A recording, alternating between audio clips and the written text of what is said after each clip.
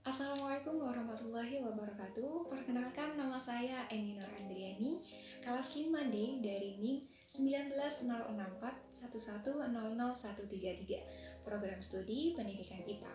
Di video ini saya akan berpraktikum mandiri kembali dengan percobaan menyedot dengan 2 sedotan. Nah, seperti apa percobaannya, terus alat dan bahannya, hingga ke penjelasan lebih lanjutnya kita akan bahas setelah ini.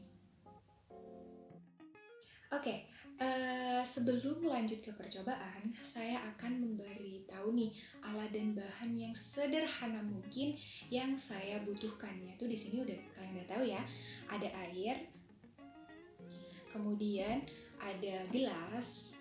Gelasnya ukurannya terserah yang kalian punya. Oke. Kemudian yang terakhir ada 2 sedotan. Nah, simple banget kan? Oke, kita lanjut pada percobaannya.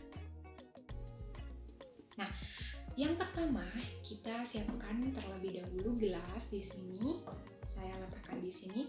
Kemudian kita tuangkan air. Air di sini secukupnya.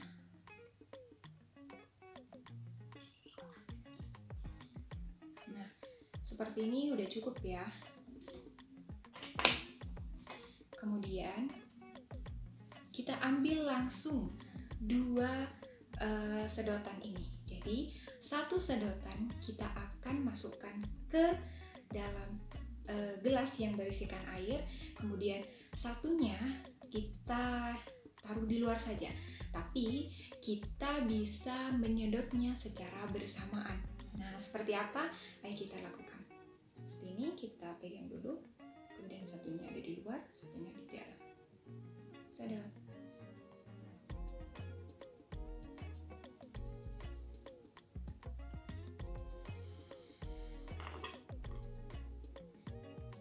Selesai. Nah, itu tadi percobaan yang sudah saya lakukan. Kemudian kita masuk ke penjelasan dari percobaan yang sudah tadi saya lakukan. Sebelum masuk dengan penjelasan yang lebih jelas lagi, yang lebih lama lagi, saya akan memberitahu konsep penting dari percobaan ini. Yang mana dari percobaan ini ternyata termasuk pada materi tekanan. Nah, kalian udah tahu semua kan tekanan.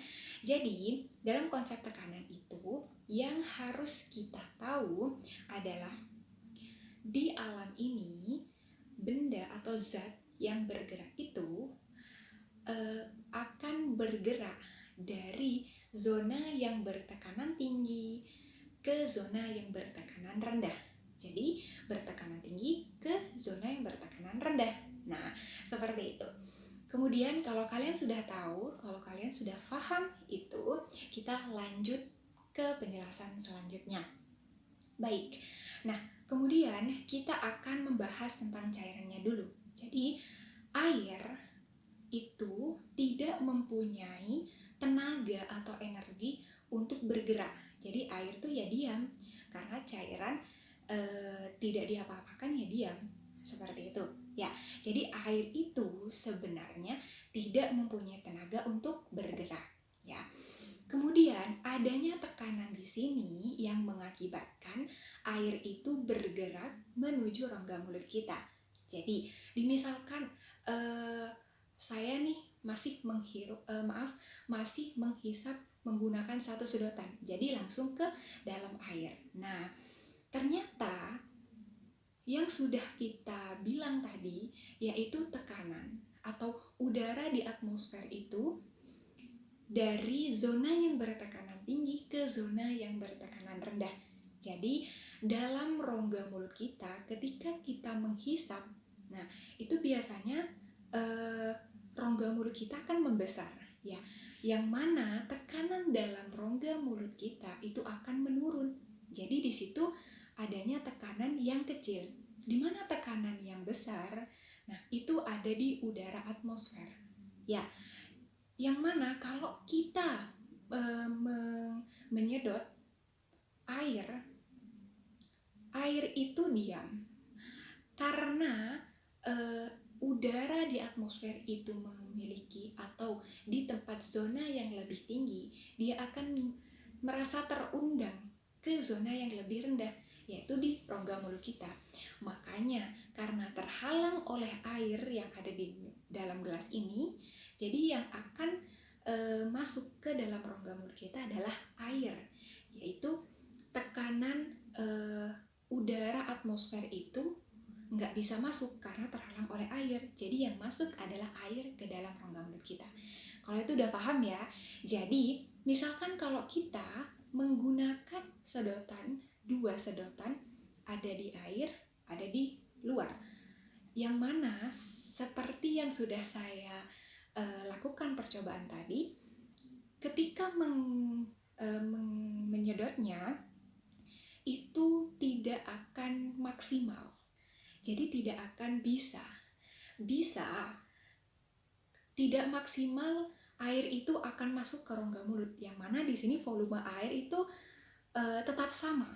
Tapi yang saya rasakan menggunakan tenaga atau tekanan yang lebih besar, nah itu mungkin dikit-dikit ya. Jadi karena ada sedotan atau ada aliran lain, yaitu ada di udara. Karena udara di atmosfer itu tekanannya lebih tinggi daripada air di sini yang sudah terhalang. Tapi karena ada sedotan yang ada di luar, makanya air itu tidak maksimal untuk masuk ke dalam rongga mulut kita. Itu penjelasan tekanan, teman-teman. Oke, baik, itu penjelasan dari saya. Semoga bermanfaat. Terima kasih sudah menonton hingga akhir.